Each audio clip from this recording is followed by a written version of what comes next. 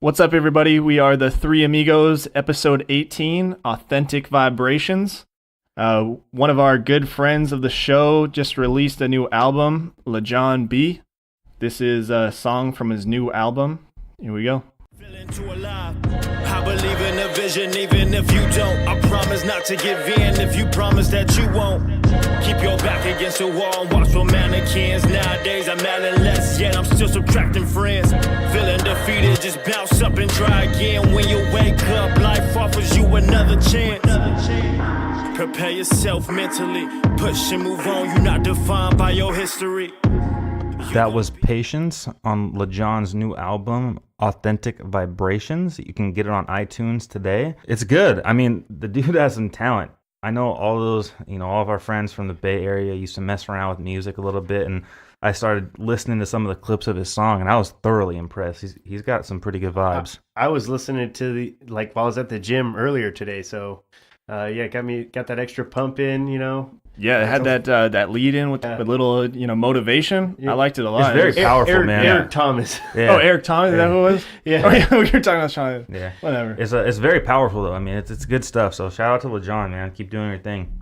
Yeah, I mean, like you said, it comes out today. There was a pre-order on iTunes. Yeah, shout out LeJon. Just keep doing good work, man. I couldn't imagine putting together a whole album. I mean, we do this podcast week to week, and that's... And they just had the party up in the Bay Area last weekend, or this past weekend. Yeah, so everyone that had their hands in that project, much respect. That was real good.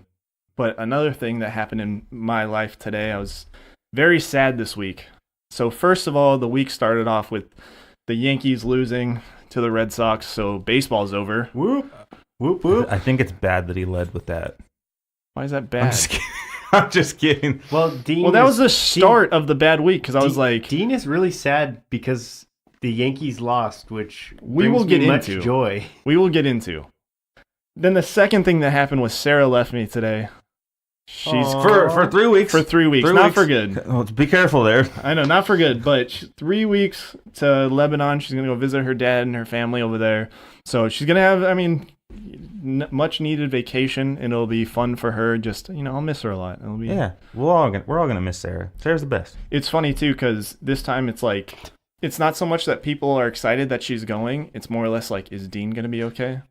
Like, yeah. You reached out to her, Ryan, sent a text. Another friend of hers sent something and was like, oh, well, what's Dean going to do? It's like everyone has a schedule of how they're going to take care of me. I'm like, I'm going to be all right. Well, Dean needs somebody looking after him at all times. My handler's gone. I need somebody else. Well, apparently I'm the handler. We learned that a few weeks ago. Yeah, we learned that. I remember that. That was but yeah, so for the next couple of weeks, our podcast will be booming because I have so much time on my hands. And, nice. That's all we have to do. Better editing? Is that what's happening? Your benefit. Yeah. But then my week was going so, sad, and I was really not looking forward to today. And I turned it around because I am now the king of pranks. Our past guest, Chad, is on here, is sitting in on us today. He's going to chime in slowly in the back, or quietly in the background.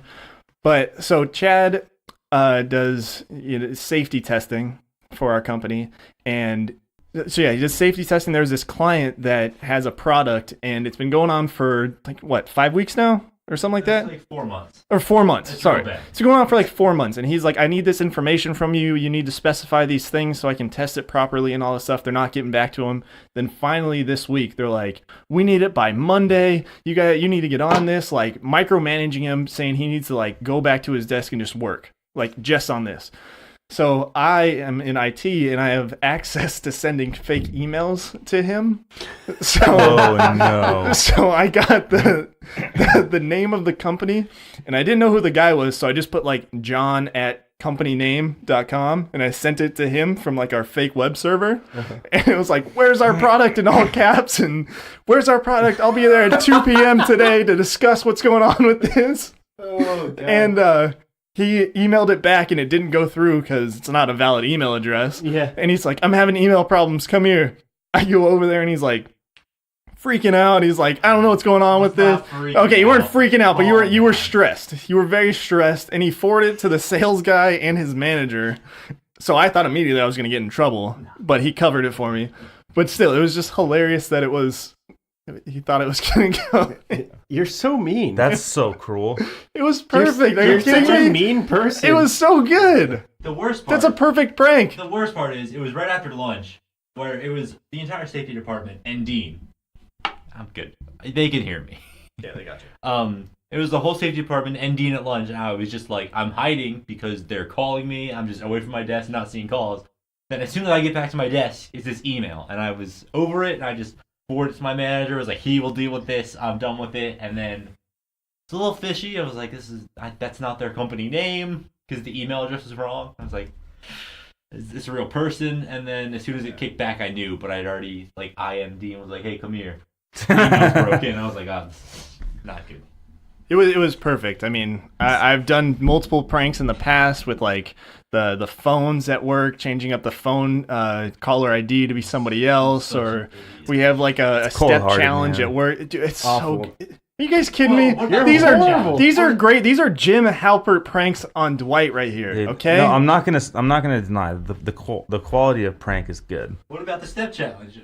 Oh yeah, What so pranks you doing with the step challenge? So we had a step challenge at work, and there was another guy at our work that I go to the gym with twice a week, Fadi, and there's this one guy that's killing. Like he does like 40,000 steps a day on average, which is like over. That's impossible. Like apparently, yeah. So the guy's cheating somehow, and Body's a freak athlete. yeah, he's a freak athlete. Putting his Fitbit on his dog. Dude, he exercise every day, all that stuff. So he's like, you know, he's doing the criminal minds like pinpoint to pinpoint, like going deep into this investigation of like, how is this guy doing this?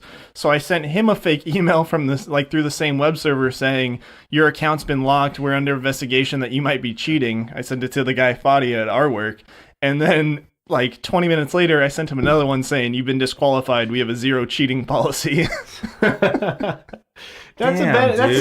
a better prank though. That's This is what good. Dean doesn't work all day. But yours I is do like real work. Yours is like you think you're doing a bad job at work for a second, and like somebody's coming down on you. His, I just took advantage of the situation, but it was still funny. I was cracking. I was like mad at crying. myself for falling for it. The second I told him that it was me, he just melted in his chair and like he was like, "You got me." It was good. It was good.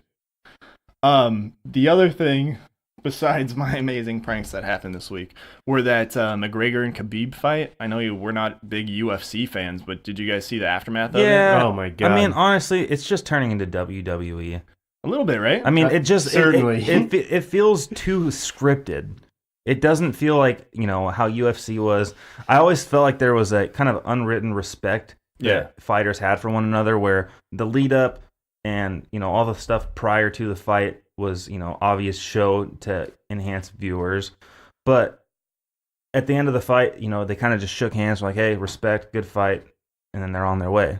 But this whole thing it's all about setting up the next fight and the next fight. Well, especially like after something like that, and the next day, Connor's like looking forward to the rematch, and there's no like, dude, no, fuck your rematch. I'm not fighting you again after all the shit you've talked about my family and my religion, all this country. Stuff. Like, yeah. I mean, the whole thing was just blown way out of proportion. I know I'm probably gonna get like hell for this, but I've never been a huge Conor McGregor fan. But it's nothing. I mean, against the guy. I mean, I'm just not into UFC in general. But I mean, it's a different level of arrogance, and again, you have to have that to have the mental edge in fighting. But there's so many other fighters in the past that have been humble, and you just don't get that. I've never been into the like outspoken like trash talk. You have to be a little bit of a trash talker to sell these fights. I mean, you look at Mayweather's one of the more successful boxers, and he's a huge Ali back in the day used to trash talk everybody all the time. You have to be a big trash talker to sell tickets, to sell viewers, but I do agree. I like the humble fighters, and yes, looking at McGregor, he's definitely very outspoken and one of those guys you kind of want to see him get his head beaten in a little bit, but yeah, a little bit. Just to remind all of our listeners, we are 3 Amigos and a podcast. You can follow us on Twitter and Instagram at the number 3 Amigos _ and a pod. And Ryan, where can they listen to us at? You can find us on Podbean, iTunes, Spotify, Google Play Music, Google Podcasts, iHeartRadio, Podcast Addict, and YouTube. YouTube. Yep. All right. We are everywhere. We have videos, man. We do have that YouTube video. Well, no, this podcast turns into a video. Oh, really? Yeah. Nice. Even though you can't see our excuses, lovely faces. You can find us anywhere. You can literally find us anywhere at this point. Yeah. At this point, you just type us in whatever search engine or podcast or podcast app you use, and we're just they'll find us somehow. Yeah. Well, I mean, we're big time. We're on iTunes, right? Hey, if you're on iTunes, you're big. But all right, let's get into it. The biggest sporting event that was going on this week is the MLB postseason. We had the NL and ALDS wrap up. We have the Astros beating the Indians in a nice swift sweep, and the Yankees not winning that game or that series. And then in the NLDS, we have the Rockies and the Brewers. It was the first time in Brewers club history that they swept a team. I thought that was pretty cool. Yeah, you guys were all big on the Rockies, man. I told you that team's garbage. I was just big on them to get in. We were pulling for them. I don't know if we were like. I don't get it. I don't get it. Yeah, but then I don't get it. Let's be honest, though. There was only one decent series going into the series where you're like, we don't know who's coming out. I'm shocked that the Braves won a game. No, that's what I was going to say. The Braves and the Dodgers, the Braves took them to 4 games, and the Dodgers finally took that series. I think the Dodgers slept on the Braves a little bit. Well, it was one. They almost came back and won. I was going to say they were one pitch away from sweeping. Yeah. One mistake pitch to Acuna, and he hit the grand slam. If they didn't hit that grand slam, they would have lost that game. Yeah. So I mean, like I said, they were one pitch away from sweeping. And in reality, I was listening to another podcast that uses a lot of StatCast statistics, and they said Acuna should have been walked that at bat. It was a 3-0 count, and the pitch that they threw to him, it had a 2% chance of being a strike, and it was called a strike. And then the next pitch, he went yard and hit that grand slam. That's crazy. StatCast is calculating the percentage likelihood that an umpire's going to call it a strike. Well, and I mean, honestly, they have all those statistics now. It's a consistent thing. You can look it up for any at bat. It's so analytic driven now. It really is. But no, I mean, like I said, they were one pitch away, and I mean, the Braves, we said it going in, they were the worst team in the playoffs. Shout out to the Braves, though. They had a wonderful season. Went over every single person's expectation. I don't think there was a single baseball analysis out there saying that they were going to win their division this year. Especially, at the beginning of the season, there's no way they thought they were going to go to the only team that was a bigger surprise was probably the Oakland A's, but... Yeah, the A's are at least consistent. I mean, I know they had an off year last year. They won 97, or they lost 97 games last year, and they won 97 this year. Yeah, I mean that's a crazy turnaround. Yeah, that's insane. Yeah, but other teams have done it in the past. I mean, not as crazy of a turnaround as that. But if you look at the Giants on their years where they'd go on and off, worst and they would first, they would do that almost every year. Yeah, they do that just to toy with us. But, I mean, obviously the Yankees and the Red Sox series was one that I was heavily vested in. I would side with CC Sabathia that Angel Hernandez is the worst umpire in Major League Baseball. In Game 3, he had 4 plays that were reviewed, and 3 of them were overturned. Then the next night, he's behind the plate, and he clearly, I mean... Obviously, I'm biased. I'm speaking as a Yankees fan. Okay, then I'll say it. He's terrible. He's terrible. He wasn't giving CC the calls. The strike zone for... It's not that it was a bad strike zone. It was inconsistent across the board. Yeah. And I mean, in playoff baseball, that's the one thing you can't have. I mean, we talked about this, feeling like they juice the baseballs in playoffs. I mean, the ball's flying all over the yard. Gary Sanchez hit that home run that went damn near 500 feet. Yeah. It's just not something that you can do in playoff baseball. If you're going to have a strike zone that's abnormal, it needs to be consistent at least. That's pretty much standard umpiring. It's got to be consistent. If you're going to call that low strike, it's got to be low strike consistently for both teams. Yeah, and just the fact that in Game 3, he had 4 plays reviewed, and then in Game 4, his strike zone is all over the place. It's inconsistent. It's just, he shouldn't be umpiring postseason games. I can't imagine that he will next year. I mean, MLB is going to take that into consideration. And there was a lot of things in that game from the Yankees that didn't look good. I mean, Stanton, he had no RBIs. He had no home runs. He was kind of dormant through that whole series, which was kind of sad. And then, Aaron Boone, I was kind of let down by his coaching decisions. I felt like he could have been a lot more aggressive with player changes and a lot more aggressive with going to his bullpen, and he kind of just let people stay out there, and that kind of led to at the end of the day, unnecessary runs. So. I honestly, I hate to say this, team, but the Red Sox are just a better team all around. They won. They scored 16 points in that game. Yeah. So I know we're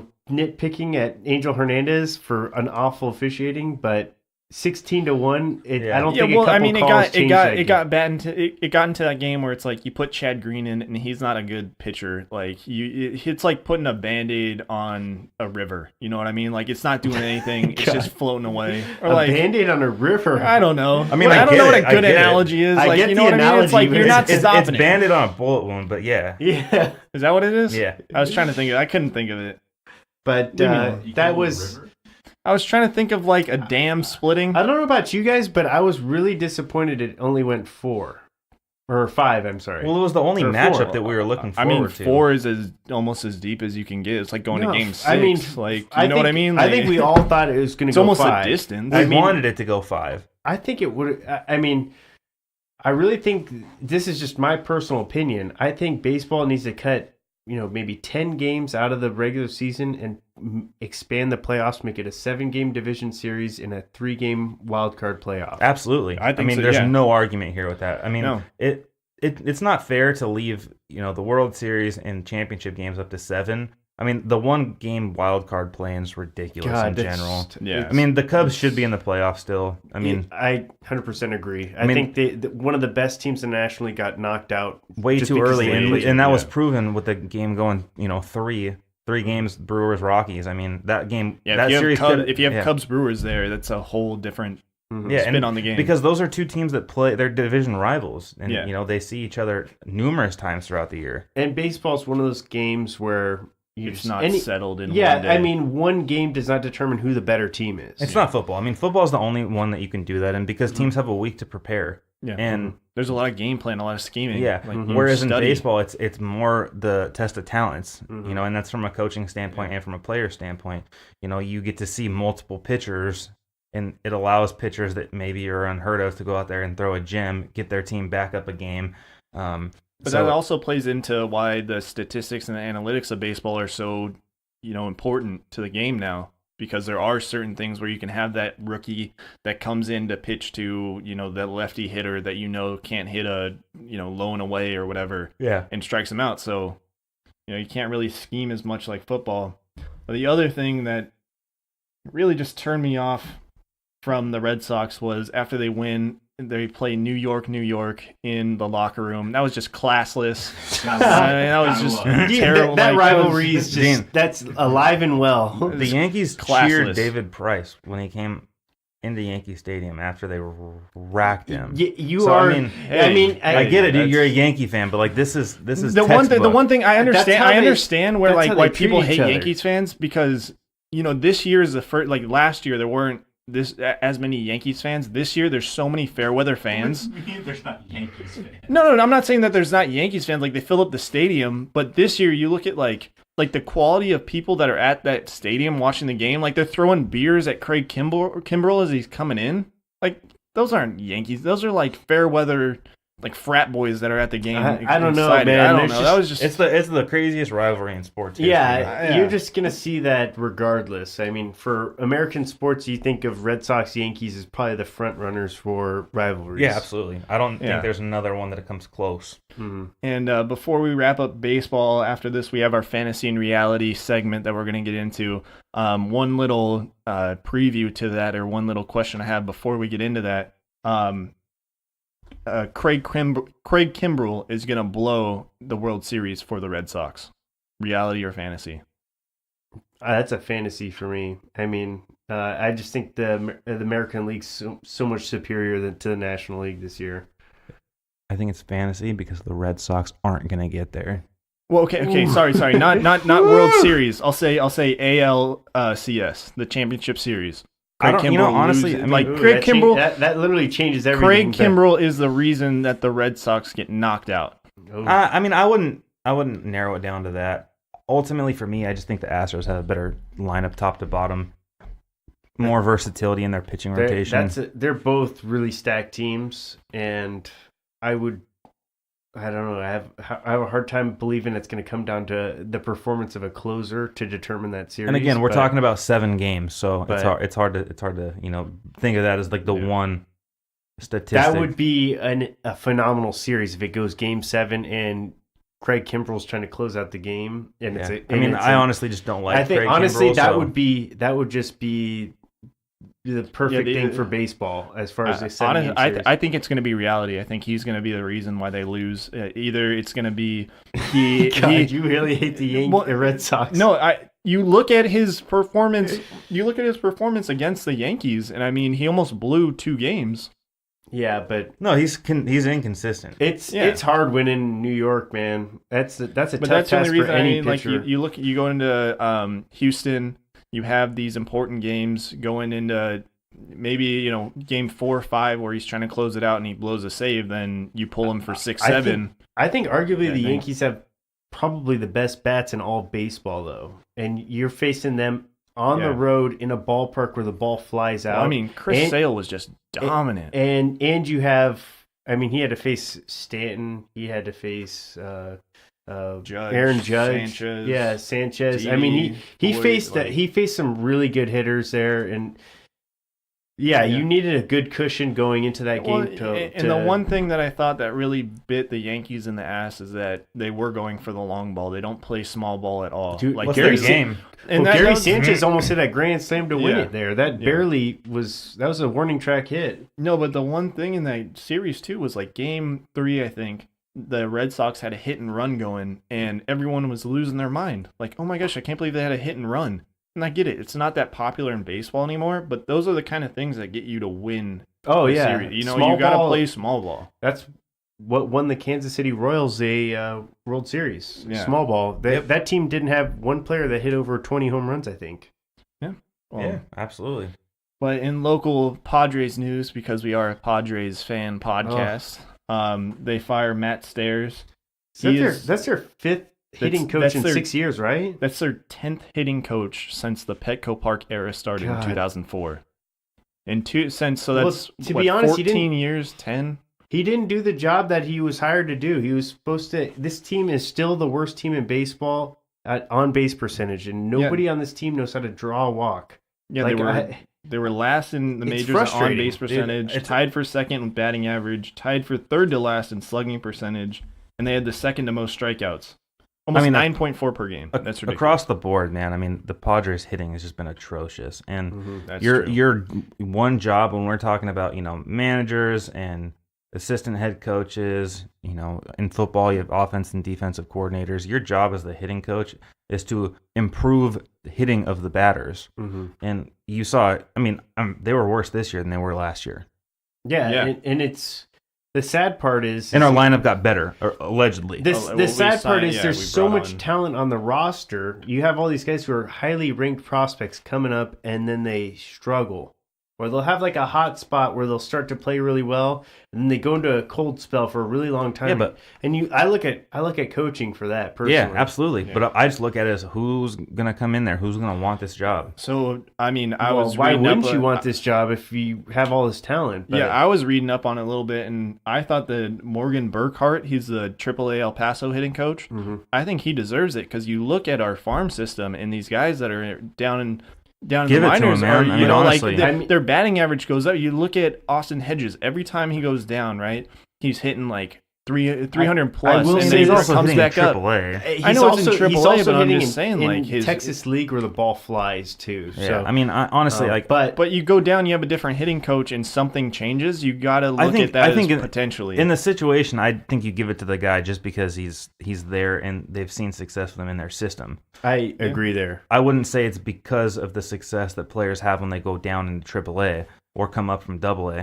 I just think that if it's working and he's familiar with the players that are already going to be in the system, go with it. Yeah, I agree. Agreed. But let's get into our fantasy versus reality segment here. You guys ready for this? Absolutely. All right. Our first one, I'm going NFL. I switched it up this week, all right? We're doing fantasy versus reality before we get into our sport of the sports segment. But the Eagles trade for Le'Veon Bell. Who wants to go first? I'll take it. I think it's fantasy.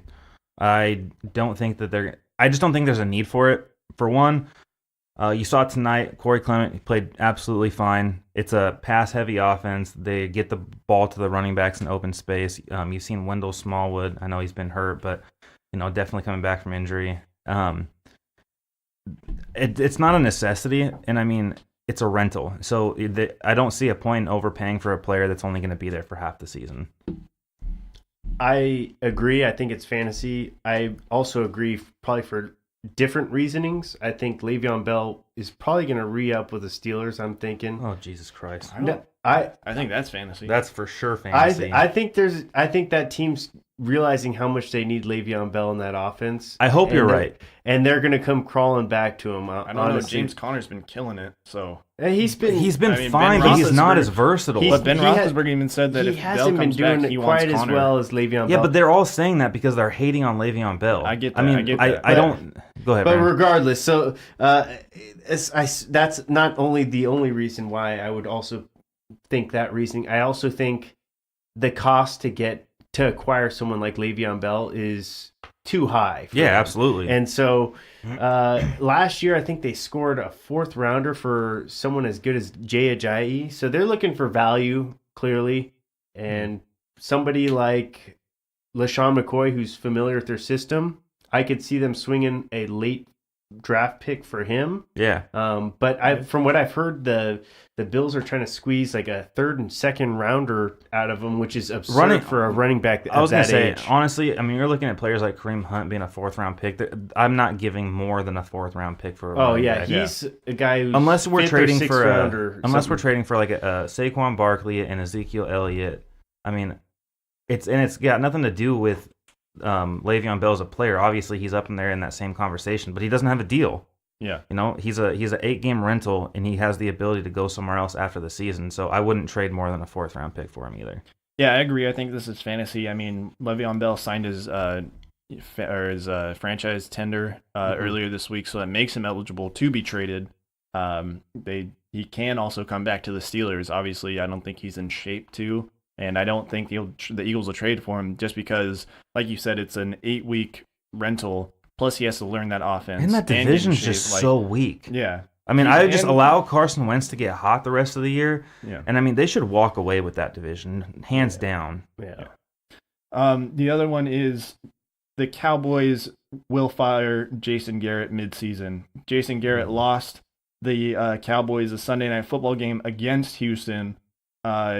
He decided to punt it on 4th and 1 in overtime, and that cost him the game. Jerry Jones even came out and said that the decision was questionable. Do you guys believe that? Do you guys think it's reality that the Cowboys will fire Jason Garrett midseason? I'm going to go reality there. I think Jerry Jones, pretty volatile owner. He pretty much he lets his emotions, I feel like, take a better hold of him, and Jason Garrett has been given a pretty large leash from him for the most part. I think longer than he deserves. Personally, I mean, he's gotten them to. He's had one really great season in his tenure, I think.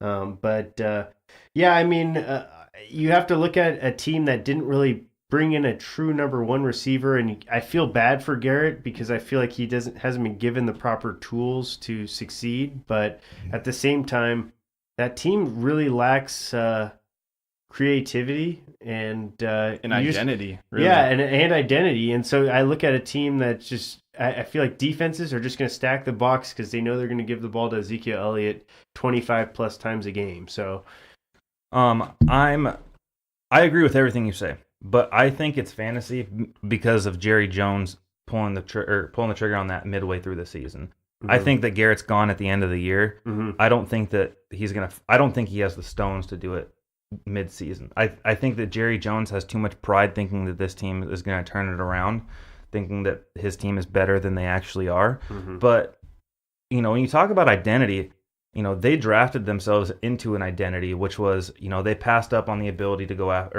after J.J. Watt. Yeah. And they signed or they drafted Tyron Smith. They chose to run the ball. And going back, I was listening, and I think I sent you guys the clip this week. 17 out of 18 times they've gone for it on 4th down and completed it because they drafted Ezekiel Elliott, and they have Dak Prescott. They have the ability to get 1 yard. I just thought that it showed a lack of confidence in his ability of his players, and it's there. Ezekiel Elliott is one of the best running backs in the NFL. And, I mean, You know me, I'm big Elliott. Yeah, I mean, I think that, it's ironic looking at it now where, you saw Tony Romo obviously had injury issues, but I don't think this team's as bad of a football team if Tony Romo's under center. Yeah, I would agree. I think it's fantasy that they fire him mid-season. I think it's better for the Cowboys that if they do get lucky and they do get on a roll, that it's better to have that captain driving that ship that's been there before and kind of knows that team. But I agree with you, Ryan, that if it ends up being like an 8-8 season or a losing season, Garrett's gone. Yeah. And I also think that Jerry Jones needs to turn the thing around at himself. I think he's the biggest problem with that. Yeah. I mean, I don't think Garrett's as bad of a coach as he gets, he gets a lot of blame. Yeah. But I think Jerry Jones has always been overconfident in his decision makings as a general manager as well as an owner. And like Brandon just said, they have no number one wide receiver. And Jerry Jones goes out there and he says, "Oh, we haven't had a number one receiver in, or a top tier receiver in years." And I think that's a slap in the face of Dez Bryant, because Dez Bryant is a top tier wide receiver. He was a top tier wide receiver. Obviously, he's older now, not the player that he was. And you passed up on the opportunities to draft top wide receivers. Yeah. There was plenty of opportunities there, and even not necessarily top of the line receivers. They cut Ryan Switzer this past offseason, who could have been a playmaker, and you've put way too much confidence in Cole Beasley, who is at best a number 3 receiver. Yeah. This week coming up, week 6, we have Monday Night Football. The Green Bay Packers are taking on the San Francisco 49ers. Aaron Rodgers continues his hot streak to be a top fantasy quarterback. He's ranked, he's going up against the 49ers defense, who is ranked 15th in yards per game and 4th in points given up per game. Reality or fantasy, Ryan? Well, I mean, I think it's reality just because it's Aaron Rodgers. Obviously, he has an injury. They talked this week a little bit about how he's going back to the bigger knee brace because he still isn't, hurting from the injury he sustained in week 1. 49ers have a very underranked defense, but he's getting Randall Cobb back this week. Adams has been proven to be his number 1 go-to. I really wish for, NFL purposes and fantasy purposes that, that stupid tight end that they decided to pick up would start catching the ball. And Jimmy Graham. Damn Jimmy Graham. G. Dude, I don't know how many times I watched him drop the ball in the end zone last week. It was killing me. So, I mean, there's opportunity there. And Aaron Rodgers is Aaron Rodgers. I mean, line him up against anybody. He's the best quarterback in the NFL. I mean, this shouldn't even be on primetime television, in my opinion. Personally, I think I agree. I'm sure when they scheduled it with Jimmy Garoppolo, that this would have probably been a really good matchup. That's the true Jimmy G. But I agree. I think it's a reality. Aaron Rodgers gonna. When healthy, in my opinion, the best quarterback in the NFL right now. I don't even think we can argue that anymore. Yeah, I don't think so either. I don't think we can argue that he's not the best. Yeah, when healthy, certainly. Even when he's been unhealthy the past week. Right now, I wouldn't. Last week he was unhealthy. This week he's unhealthy, and I think he's going to be the best quarterback in the NFL. Really? I think he is now. You don't think who's better in the NFL than him currently right now? I mean, Mahomes is Stop it! Mahomes is Stop it! If week 5 was his first week he looked human. We'll get into this when we cover it. From a 1 week sample size, Mahomes... Aaron Rodgers, stop it. From a 1 week sample size from last week, Mahomes over Rodgers. That's what you're saying? No, I'm saying for this week right now. You're saying this is what we're talking about. No, you're saying a 1 week sample size. Yes, so we're talking about who's sample the best quarterback. You think Mahomes going up against the Patriots? Quit trying to change the narrative. I said better. This week. This week, Mahomes is going up against the Patriots. You think he has a better chance than Rodgers going up against the 49ers? Well, maybe not, but he's also playing a harder team. But you said this week the best quarterback in the NFL. Yes, Mahomes. He still can be the best quarterback if he's facing a harder defense. No, but he's going to outplay him, or he's going to be more valuable. First of all, numbers aren't talking about the best quarterback. No, Mitchell Trubisky had 6 touchdown passes last week. He's going to be more important to that team or more valuable to that team than Rodgers is to the Packers this week. We're talking about valuable or quarterback, best quarterback, because that's a different discussion. Best quarterback, whatever your definition of best quarterback, because it didn't seem like it was statistic based, so it seems like it's value based. Okay. Regardless of what you think. I think Mahomes, if you take Mahomes out of the Chiefs roster, that team's going to really suck. The Chiefs were 4-0 last season. They were 6-0 2 years before that. Let him finish. The Chiefs don't stand a chance this week without Mahomes under center. They beat the Patriots last year. If the Packers are without Rodgers this week, the Packers probably still going to win that game over the 49ers. Okay. I mean, that's your opinion. I don't agree with it. I think that Aaron Rodgers is a more valuable statistic-based to that team, leadership-wise. Quarterback. And you were saying that Patrick Mahomes is better than Aaron Rodgers. This week. Not overall. I'm saying just this week. Oh, geez. Alex Smith beat the Patriots last year. I understand. So you can't say that going into that game that if Mahomes wasn't there, they're not going to win because they did it already. They did it last year when the Patriots were better. There's certainly better as if he's healthy. I am saying Aaron Rodgers is the best quarterback in the NFL. But right now he's not healthy, and he still played better last week than Mahomes did. Not every other quarterback in the league, though. All right, well, I'm going to have to disagree. I'm going to have to say this is reality that Aaron Rodgers is the best quarterback in the NFL this week, and he is going to be the top fantasy scoring quarterback as well this week. Okay, well, that helps me with who I should start. That's thank you. I know you're playing me this week, so that's kind of So maybe he's trying. Maybe he's really trying to tell me that I need to start. If you're looking at fantasy perspective, he's definitely not going to be there because they're going to blow him out of the water, and he's going to not get much more after that. But I think he's still going to be. He's going to get his points early. I think he's still going to be the top scoring fantasy quarterback, and this leads us perfectly into our last question. That after week 6, there are no undefeated teams. So that means that the Patriots are going to beat the Chiefs, and that means the Broncos are going to be the Rams. Brandon, you're clearly high on Mahomes, so I'll let you take this one first. Yeah. Is that reality or fantasy? I think the Rams are going to win their matchup, but that's going to be a great game to watch between the Chiefs and the Patriots, I think. So who do you think is going to so it's obviously fantasy because you think that the Rams are going to come out victors over the Broncos. Yes. But do you think they're going to be 2 undefeated teams coming out of week 6? That's a tough one, but I think that's going to be a great game. I probably might lean a little bit more towards the Patriots, but it's going to be the best quarterback in the NFL though. He's going to lose? Yeah, I mean, it takes more than one person to win a game. All right, Ryan. Reality fantasy? I don't even know what to say anymore. I'm so tired of Patrick Mahomes. I'm so tired of this. Well, you're a Charger fan. Dude, it's got nothing to do about being a Charger fan. The Chiefs are a good team. They have the hardest place to play in football. That is the loudest stadium in history of football stadiums. It's true. And regardless, they've had bad years in the last decade, but they're always a competitive football team. Do I think that there's going to be 2 undefeated teams at the end of this weekend? No. I think that either the Patriots either the Patriots will win or the Broncos will win. Obviously the Broncos got manhandled last week by the Jets, which was just crazy. I don't understand football this year. Yeah. But their defense isn't bad.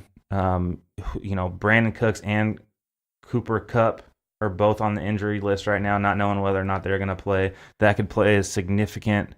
You saw the fall off with the Rams offense last week when they went off where the Seahawks almost beat them. Yeah. So, they showed a little bit of human in them as well. And also Mahomes did not look good last week. I know they won the game.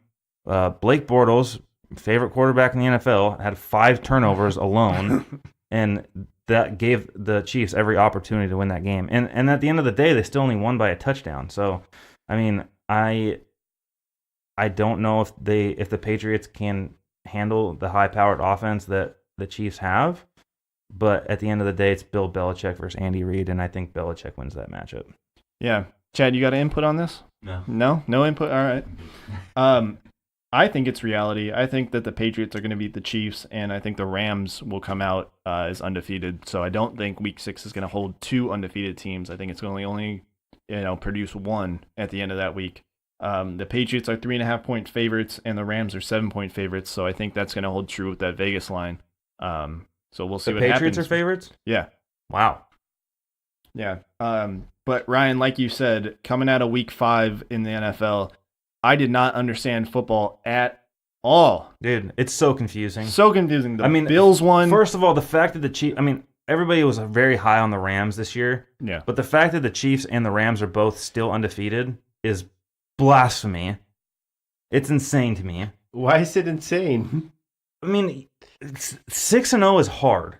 It is. Yeah.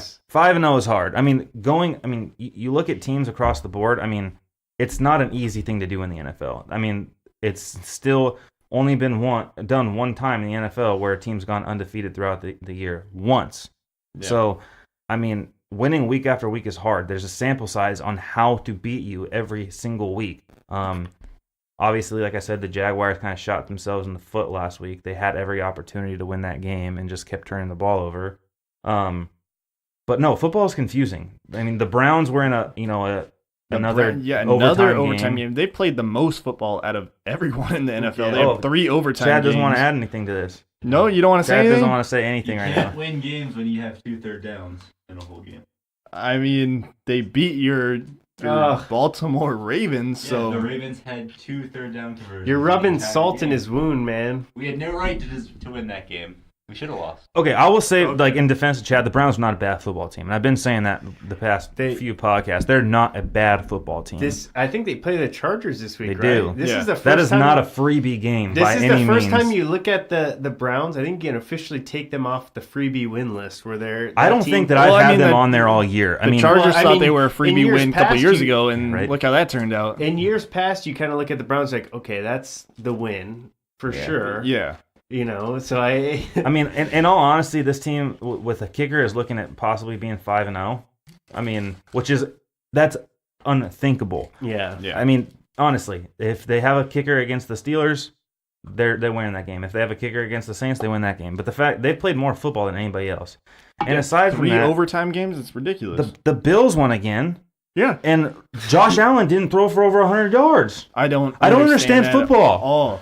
Yeah, God. And then the Vikings defense decides to show up against the Eagles, and they win that game. Then the Jets came out of nowhere and destroyed the Broncos. I mean, Sam Darnold looked good. The Jets offense was Rookie rolling. quarterbacks were 4-0 last week. They went from being 0-4 to 4-0. What's the statistic on that? It's like the first time in some or other you saw that on Instagram? Yeah, I forget what it was, but it was the first time in a really long time that rookie quarterbacks were they swept undefeated in a week. And, yeah, it was just ridiculous. Then the Panthers beat the Giants. Graham Gano hits a 63-yard field goal. That's awesome. Same week that Mason Crosby misses 5 field goals, a combined extra point. Thank you, Mason Crosby. God. Yeah, he's the reason you won last week. Thank you, Mason Crosby. Oof. And then, the other thing that was funny this week was that, or last week in week 5, was that Odell Beckham Jr., before he even catches a touchdown, he throws a touchdown. And the funny thing about that was... Eli Manning hasn't thrown a touchdown that's traveled over 24 yards since week 5 of last season. So Odell Beckham Jr. has thrown through a farther pass than Eli Manning has in 2 seasons. It's just a testament that Eli's just... he's on his way out. It's time to go. This should be his last year, to be honest. Let's just pump the brakes on Eli. I'm feeling bad for him. How can you ever feel bad for him after what he did to San Diego? Honestly, was he wrong? No, he wasn't. What do you mean, wrong. was he wrong? Was he wrong? He wasn't in wrong. what? That he didn't want to play here? Yeah. I mean, yeah, he was wrong. Oh, jeez. What's wrong with San Diego? No. It's not that. It was a franchise. It was New York or the Chargers. Who would you want to play for? Not only that, I would want to play for the Chargers because I love San Diego. Yes. Not only that, as a former fan of the Chargers, and how much you thank you for saying that. How much your despise is for their current ownership group. Why would you want to play for a team with an owner like that? I agree where you're coming from in the sense of why would you want to That's what I'm play saying. for. So my hatred for Eli is definitely gone back. Not to mention it was like 15 years ago. I mean, I'm just biased in the fact that he was embarrassed. He was embarrassed to come play for San Diego, and I get honestly, it. I was pissed off then. Like you saw the nasty look on his face when he had to put on the Charger hat. Because he's a dumb look on his face all the time. All the time. But all I'm looks saying, like Brandon's cousin. All I'm saying is that Eli Manning does not deserve all the blame for how bad this team has been. They have zero offensive line. We talked about it earlier. Saquon Barkley's first move is left to right because there's a defensive lineman in his face every time he touches the ball. I mean, the fans are out there booing tonight because they're running screens 75% of the time, but it's because they don't have an offensive line that can block a 5-step drop. By the way, can we give Saquon Barkley some love? That dude looks like a stud right now. Yeah, I said that. I said he's a future Hall of Famer. You said it, and you did. I agree. It looks like it's coming to fruition so far. I mean, he has the ability and he has the strength. Oh God, that guy. He does everything. I mean, he's the best running back prospect that has come out. I mean, in my opinion, you saw that coming out of college, how strong he was, just the raw strength. You know how big of an LT LT fan I am. Yeah. And he is the best prospect that I've seen in my life. I'm 26 years old, and he's the best college prospect coming into the NFL as a running back I've ever seen. Well, tonight, Thursday football, they were showing him against comparisons with Barry Sanders, and that's high. What I judge a good running back off of is not necessarily, just straight off the numbers, but seeing a guy who can turn nothing into something. He does that every time. That's the definition of a good running back, in my opinion. Because you can have the guys who's got great blockers, and these guys just going to blast off, get a 70-yard touchdown. Totally agree. Yeah. But a guy who can shake off tackles, who can juke them, who just run over defenders, those are the running backs that I look at and he's got strength, he's got speed, he's got agility. The dude has everything, and he has the vision. You see, and he's him got no offensive downfield. line. Put him on Dallas's offense. Oh my gosh. Oh yeah. And he catches the ball out of the backfield. He had the most receiving yards on his team tonight. He had the most rushing yards on his team tonight. He does have some fresh tread, though. We will, Yeah, he's got young legs. He's got young legs, so yeah. I mean, but the vision's there too. But he's the type of person you have to protect. Yeah. And when you go into the draft next year, you have to draft offense. Yeah, you have to go O-line. I mean, they drafted an offensive lineman in the early second round, but left guard or whatever, or spend big in free agency if there's some big. They did that too. They brought in Soldier from the freaking. Yeah. I mean, it looked like they were trying, but it's just so bad. It's just hard because, that's the inner workings of football and scheming that we don't really understand because we're not there every day and we haven't experienced it. But you see them trying to bring in people and seeing that the puzzle pieces just don't really work on that offensive line. It happens all the time. Yeah, and especially on a tight-knit group like that, you have to have everybody communicating together. Absolutely. But the Rams and the Chiefs stayed undefeated. We'll see week 6 if it continues. Stupid freaking Chiefs. I'm tired of this bullshit.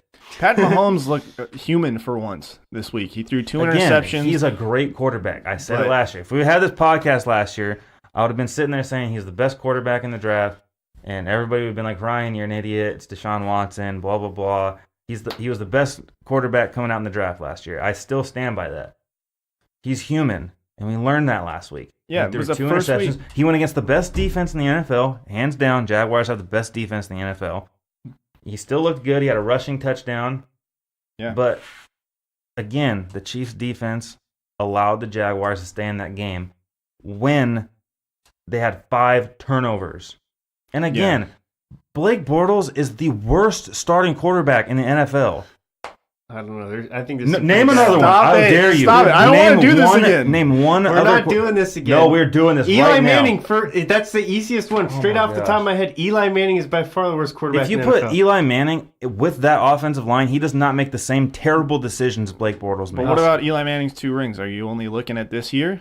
We're looking at this year right now. Okay, Eli Manning's still not the worst quarterback in the NFL. I would take. Have you Blake Bortles is? Did you watch the game? Before. I didn't watch that game. I watched the game.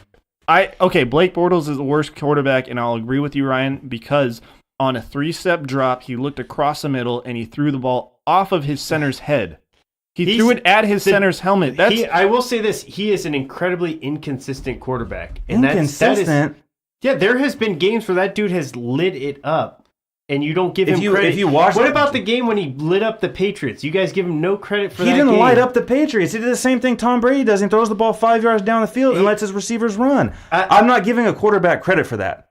Why not? Because they're not doing the work. It's yards after catch. He's still leading the receiver in the right. He's calling the right plays. That's the coach. He doesn't call the plays. He still makes the reads. Yeah, he still has to. I'm not saying that. I agree that he is the worst quarterback in the NFL, but I said starting quarterback. Starting quarterback, yeah, starting quarterback. I agree that he's the worst starting quarterback in the NFL, but at the same time, you can't fault him for making the correct reads.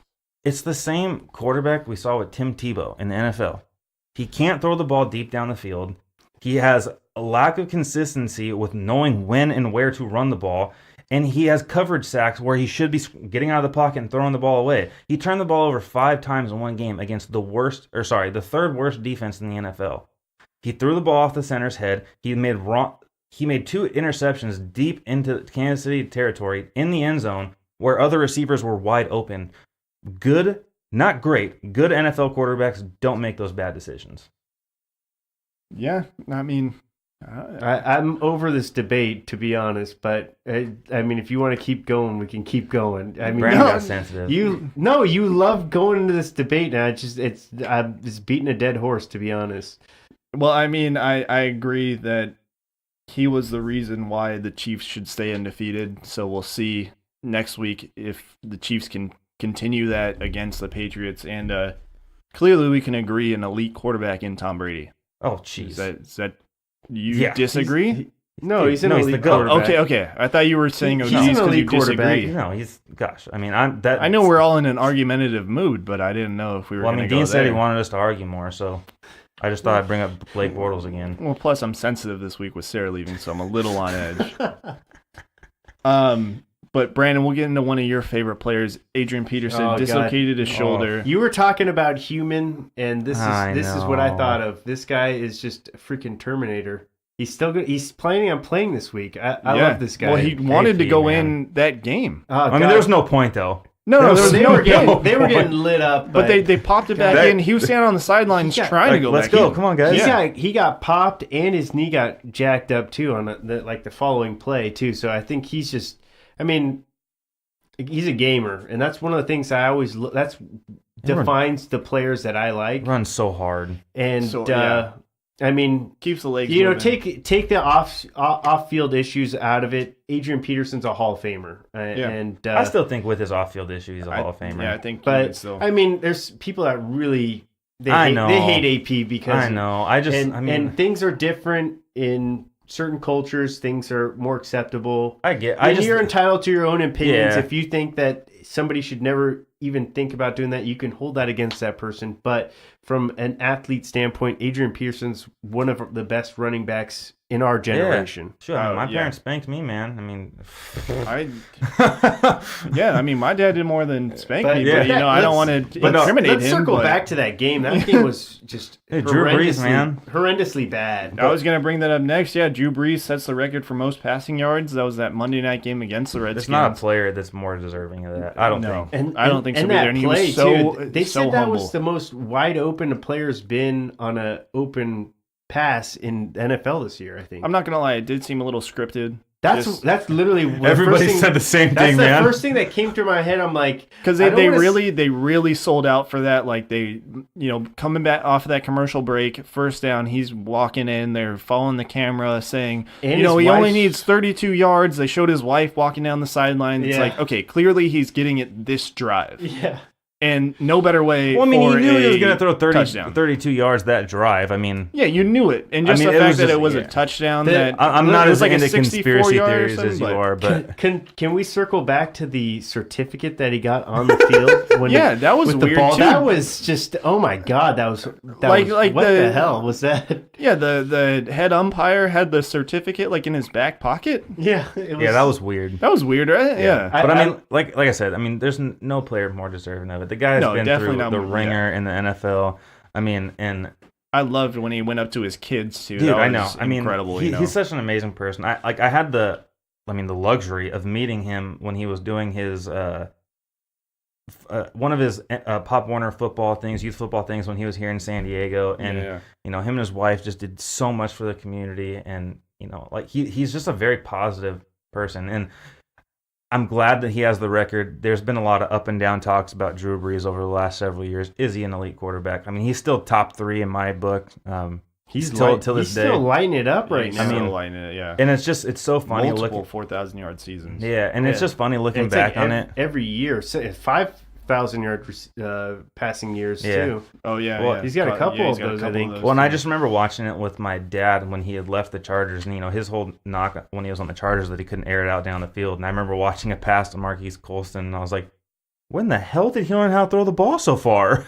Yeah, so, this is. I mean, honestly, the best thing that ever happened to him was going to the Saints, allowing him to take over that organization and turn them into a Super Bowl champion, bringing a victory to New Orleans after Hurricane Katrina and everything. Sean Payton, he owes Sean Payton so much for reviving his career too. Yeah. And I mean, honestly, like I don't knock the Chargers at all for letting him walk. I don't think anybody thought he was going to play again. I mean, you can look back and you're just like, whoa, why did they do that? But yeah, if you were a Charger fan at the time, that was a smart move. That was a smart move. I mean, 30 other teams in the NFL had to make. Yeah, 30 other teams in the NFL. Even the Dolphins brought him in, and they turned him away because of his shoulder.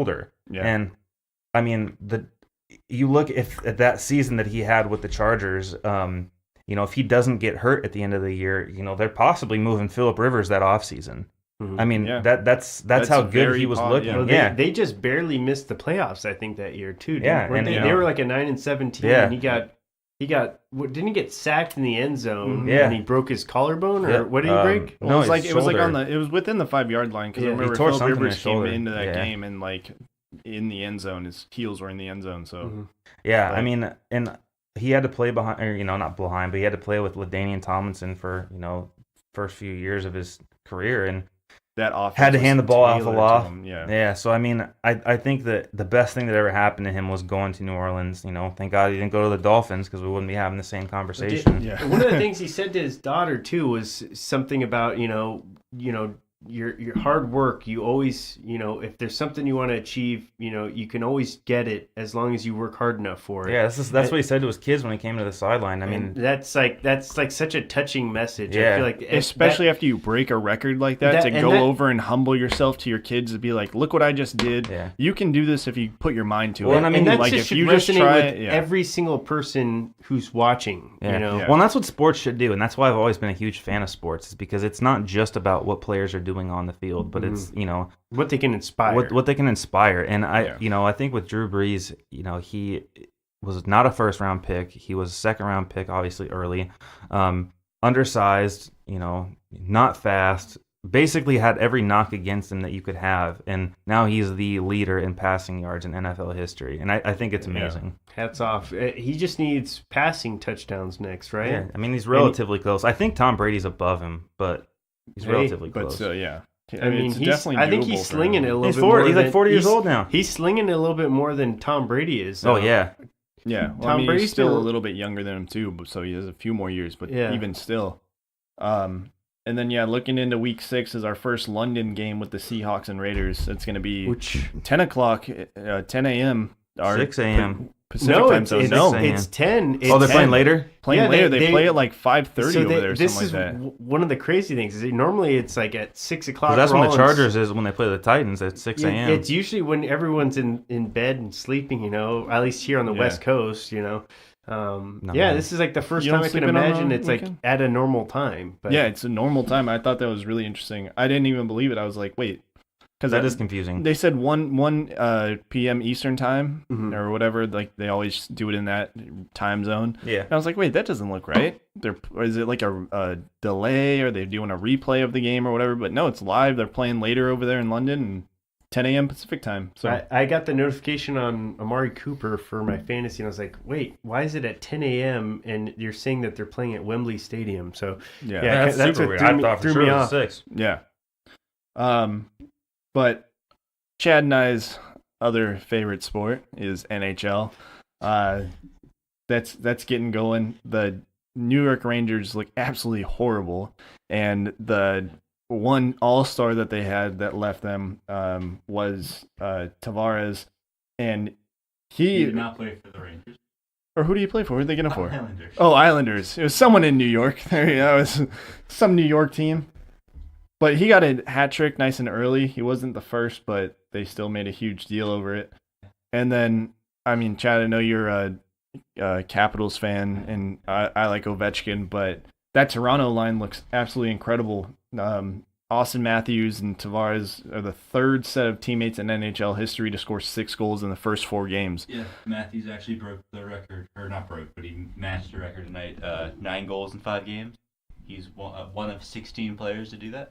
Wow, that's He joins Ovechkin in that lineup. I mean, he's definitely deserving of that big contract. I think it's next year. He's gonna get that McDavid contract. He deserves it. Yeah, be a good game Saturday. Capitals lead. We'll see how it ends up.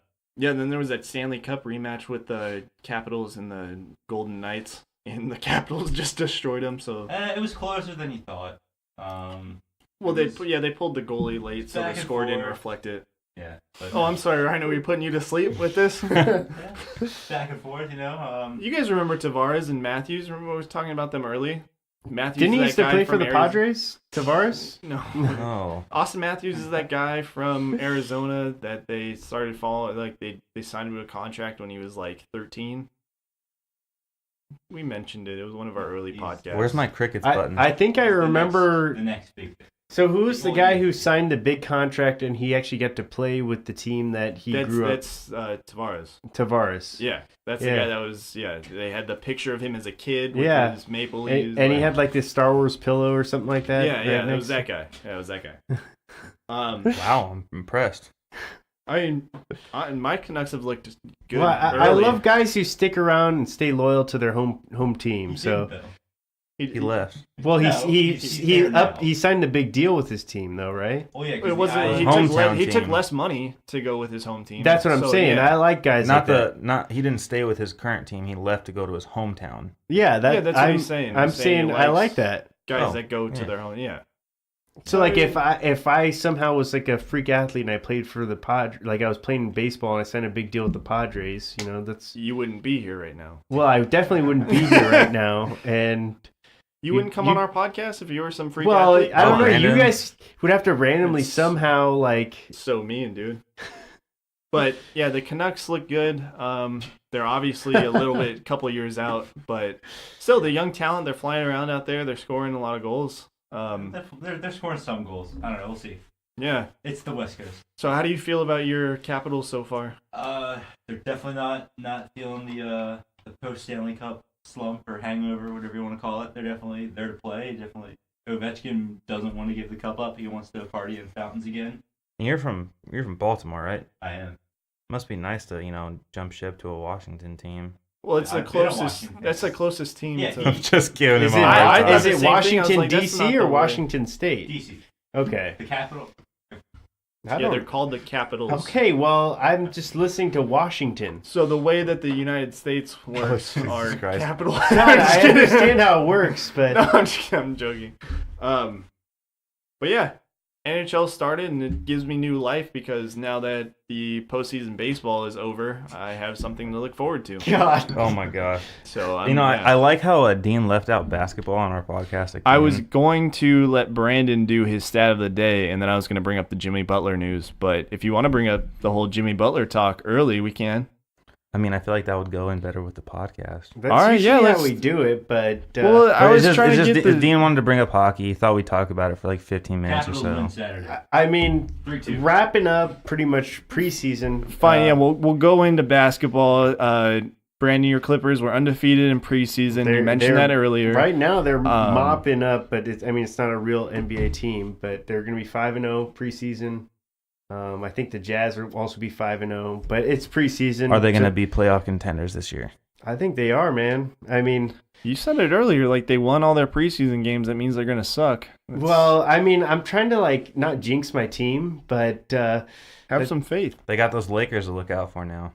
Hey, I mean, the Clippers are grinders. There's going to be no easy wins over the Clippers. So even teams like the Warriors are going to have to bring their A game if they want to beat the Clippers. So. We'll have to see. That's why Jimmy Butler wants to come to Clippers. He wants to play with grinders like the Clippers. So yeah, well, speaking of, Jimmy Butler was the big news. I mean, they played a little scrimmage. It was the starters, and then Jimmy Butler and four scrubs from the bench. And I don't know about you guys, but that sounded incredibly choreographed. It sounded like Jimmy Butler's camp wanted to leak this information out to the public to get his value back up. I mean, even if it was, that's still maybe the Timberwolves. But that's still incredible that he did that. Even if it was leaked that he did. But what if it's fake though? It's like, all right, we're gonna say that Jimmy Butler and third stringers knocked off Karl Anthony Towns and Andrew Wiggins. Do you not believe it though? I mean, I believe it could happen because I really am not a big. So you don't think that it happened at all? And I'm not a big Andrew Wiggins fan, but I think it's. I think it's realistic. I think it's realistic, but I think it's more realistic that they would leak this out intentionally to. Oh, for sure. Build his value up. Oh, totally. But then they also leaked out, or it was released that he was kind of showboating on the court to the GM saying, "You fucking need me. Yeah, you need me to be here." I mean, the Clippers smoked them in the preseason game, and they played all their starters. So, Brandon, you were reading a little notification on your phone about what was it?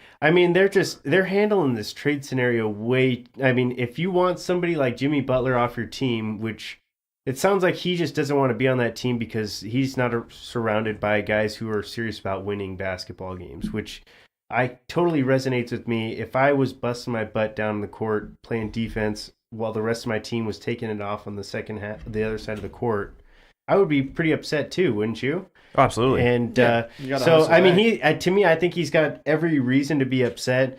He does have that history of with the Bulls, of being kind of a little bit of a diva, but me personally, I think he has every right to be upset when you have a guy like Karl Anthony Towns who's got just crazy talent, and Andrew Wiggins who he's just number one pick. Yeah, he's just been gifted with so much talent that you see these guys on the court and they've invested in these guys, and that's where they're building their franchise. They should be better than what they are. And last year you just look at them, you just said Taj Gibson's a stud, and you have those other three pieces. They're all all-star caliber players, and this team barely made it into the playoffs. They literally had to have, like, that last game of the season, they had to beat the Nuggets to make the playoffs.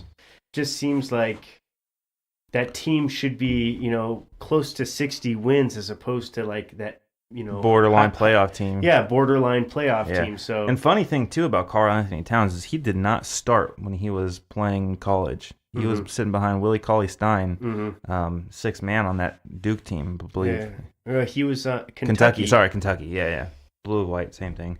But I mean, it's funny to me that coaches and these elite coaches in college look at a player and didn't see a work ethic, and he was still drafted first overall, and now you're starting to hear it from players. Obviously that's not something the GM's going to talk about or the coaches are going to talk about because they need to sell tickets and win games, but obviously there's a work ethic issue with Karl Anthony Towns. I hope Jimmy Butler gets unloaded. He'd look really good in red and white. Well, he's looking. That's where his front run look is going to be, and with the Miami Heat. So, I was going to say the Clippers have some red and white in their jerseys as well. I mean, obviously long term.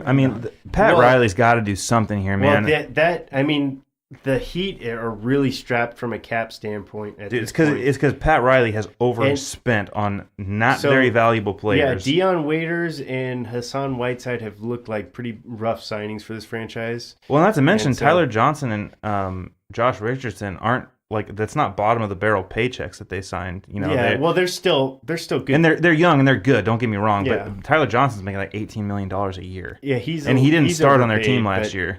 Richardson's a stud. You got Winslow's pretty solid, and they have pieces certainly, but I would just like to see. And that's what I was trying to say earlier. You saw it with Paul George. You get a guy on your team. You can get him to re-sign. Yeah, exactly. If you do well we saw the same thing now with Kyrie Irving. He's claimed that he's going to re-sign with the Celtics, wants to be there. Sometimes just getting a player away from a crappy situation and then showing them, hey, this is your team, that can help shed some light on the possibilities of what could happen if you stick with that franchise. Well, he would get him out of the West, which is already incredibly crowded right now. There's so many good teams out there, and if you go out east, you could take a team like the Heat and become a potential 4-seed team. Maybe 4 or 5 seed, somewhere in that range. If you add someone with Jimmy Butler's talent, and that seems like that would be probably his most logical spot. Would probably be the Heat, but I don't know if I don't know if it's going to happen. It sounds like the Timberwolves are asking for quite a bit for somebody who has ruined all their leverage for his trade value. Yeah, so, and he's a 1-year rental. And he's a 1-year rental. He's already said that he'll only re-up with 3, but I think he also said that he might re-up with the Heat too. Yeah. It'd have to be a 3-team deal, but again, it does sound like Thibodeau wants too much back for him, and again, well, he doesn't want to trade him. That's what it really comes down to. Well, yeah, that's what I was bringing up. What was that thing that Thibodeau yelled at somebody, tell him to fuck off or something? No, Pat Riley told him that he's being greedy, basically, and I'm not gonna use explicit words, but why not? Dean uses them. But he called him. Ryan uses them too. We all use them. Yeah, well, he basically was calling him motherfucker for trying to get too much shit out of Brandon. him. What? There's children listening. Your mom listens to this. Are you serious? He's calling him that because they're trying to squeeze too much out. So I think they try to get. I think the Rockets have inquired. They try to get. I think it was. Who did they try to get? They tried to get Eric Gordon and PJ Tucker in a first rounder for him. Which, that's a lot. Yeah, you're asking for a 1-year rental. That's a lot. You're giving up one of the 6 men of the year. Well, he was a runner-up, and then he was a 6 man of the year before. And you're giving up PJ Tucker, who is pretty much, as far as defense goes, everything the Rockets have. Yeah, they need him on their bench. And so. Yeah, you're giving up those 2 and a first rounder. It just seems like it's a high asking price for a rental piece, and so. Yeah. And the Heat don't have a lot of draft picks as it is, so. So it'll be interesting to see where he goes, or if he gets dealt and what's involved with it. Yeah, trades in the NBA. I personally just want the drama over with. Personally, I just feel like it's been dragging on a lot longer than it should have. Yeah, well, that's the whole thing with the Kawhi Leonard. I mean, at the end of the day, it's like if you're gonna keep him, say you're gonna keep him. Yeah. Yeah, I think we're tired of this. All right, your value is plummeted. So. Yeah. Well, Brandon, give us our stat of the day, huh? Stat of the day, stat of the day, dabba-doo-ba-doo, stat of the day, stat of the day. Here comes that what? Stat of the day. Bop. Yeah, so for me, it wasn't specifically a stat, but it was just something that I felt like everybody listening should hear because I thought it was kind of just like a crazy, phenomenon. All right. That it's, speaking of Cleveland Browns, after 5 games this season, they have done every possible outcome for an NFL game. So week 1, they tied with the Steelers. Week 2, they lost in regulation to the Saints. Week 3, they won in regulation to the Jets. Week 4, they lost in overtime to the Raiders. And week 5, they won in overtime to the Ravens. That's nuts. That's ridiculous. So they've done everything you could. You couldn't do that if you tried. That's ridiculous. And a lot of the times we don't even see that in an NFL season, let alone one team doing it. So they did it in 5 weeks, in the amount of time that it would take you, to do every possible. It's just outcome. It's insane, and I mean, the Browns are a pretty solid team now. Yeah, you saw Baker Mayfield come out. He said we're starting to change the culture around here, and we talked about how in Cleveland it's a lot of just losing culture. So time to change things, man. See them changing it up. We've been talking about it where they have all the talent, but they just the cultural standpoint. It's always been, it's been acceptable to lose, and to change that culture. Yeah, because they were getting draft picks and they were preparing for the future, but now the future's here. And not saying that they're going to be a playoff team, but they need to start pushing. But if they won 6 games this year, that would be a huge step in the right direction. Absolutely, and I think that they're doing everything that they need to. They're putting themselves in situation. I mean. 5 games, 5 positions to win. Mm-hmm. That's what I see. And the last 2 years, you have not seen that at all. Mm-hmm. Certainly. Yeah. So that was. That's crazy. It's possible. It's literally it's a phenomenon where it's like, what the hell? How did you even do that? How does that happen? How? You can't do that if you tried. Yeah. But I didn't even realize. There are only 5 possible outcomes to an NFL game. 5 games, 5 of the outcomes. That's insane. That's ridiculous. So that was like the Thanos of outcomes. All the Infinity Stones. Oh God. You like that one, Ryan? That was good. Yeah. Oh man. Well, again, we are the Three Amigos in a podcast. Chad, thank you for sitting in and listening to our banter. Everyone else that's listening, you can follow us on Instagram, Twitter, at 3amigos_and a pod. Ryan, you want to give them that list of where they can listen to us at again? Oh, yeah.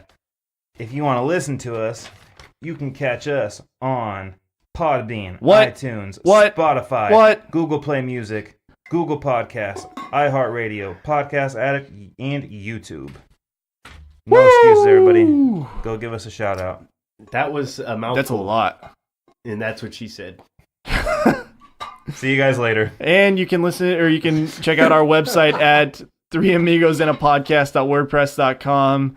You can send us an email, 3amigosinapodcast@gmail.com. And like Ryan said, we will see you next week. And we're going to go out on listening to LeJon B on iTunes, his new album, Authentic Vibrations. This song is called Inspired.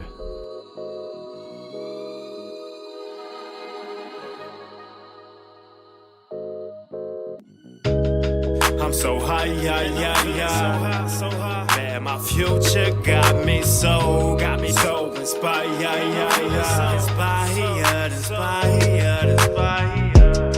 I'm so high, so high. Man, my future got me so inspired. Fully loaded, busting like a semi-automatic. Receiver from coast to coast, I'm an independent diplomatic. Once you start winning, it's contagious like a bad habit. I'm a turtle to you hoes, speeding on you rabbits. It's a marathon, never been a race. Never falling down, gotta keep my kicks laced. Can't afford to lose right now, my mama need a place. I'm locked in, you can see it in my face. I'm motivated, then I meditate for my own damn sake. You overdone, I'm well seasoned, you can put me on the plate. Marinate with these vibes, can't wait to get a taste. Ain't tripping off no changes, that's something I embrace. So high, I'm so high,